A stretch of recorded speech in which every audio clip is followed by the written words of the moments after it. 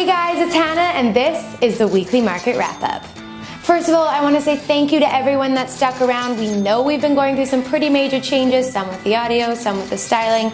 We really want to know your thoughts. We want to know what you love, what you hate, what you want to see, what you don't want to see. Please email me. Let me know your thoughts at info@viralnetworknews.com. Let's get to it. Equities are up first, and man, was it a week to break records. The S&P 500 closed above the 1600 mark, and the Dow Jones made history by breaking above 15,000 points.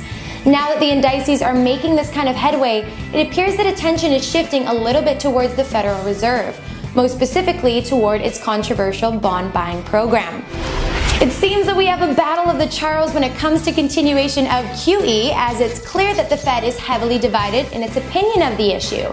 Charles Evans of the Chicago Fed defended his position regarding the monetary loosening program on Bloomberg TV. During the time that we've been doing our asset purchase program, the labor market has improved, definitely, and our policies have been helpful.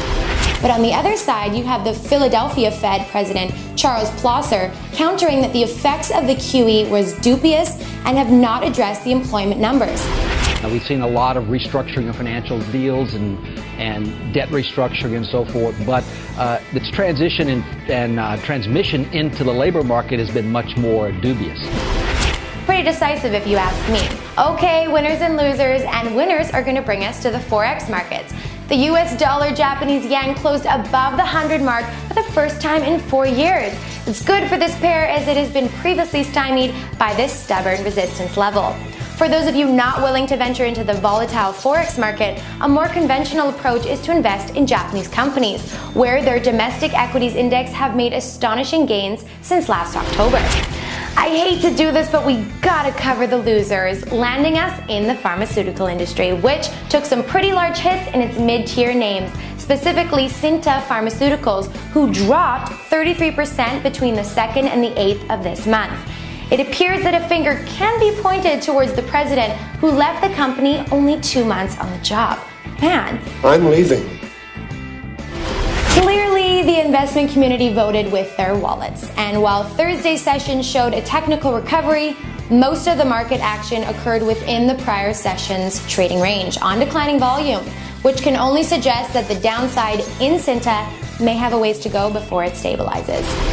Next up, precious metals. Spot gold appears that it is forming a bullish step-up formation, although it's most likely too early to call. And we know that we have to wait for the yellow metal to cross the 200-day moving average in order for that full confirmation of a new bull run. The spot gold is currently sitting at 1527. Over to silver, where it looks like an important geometric pattern has emerged in the technical charts. But again, bullish confirmation cannot be given until the spot price moves above $25.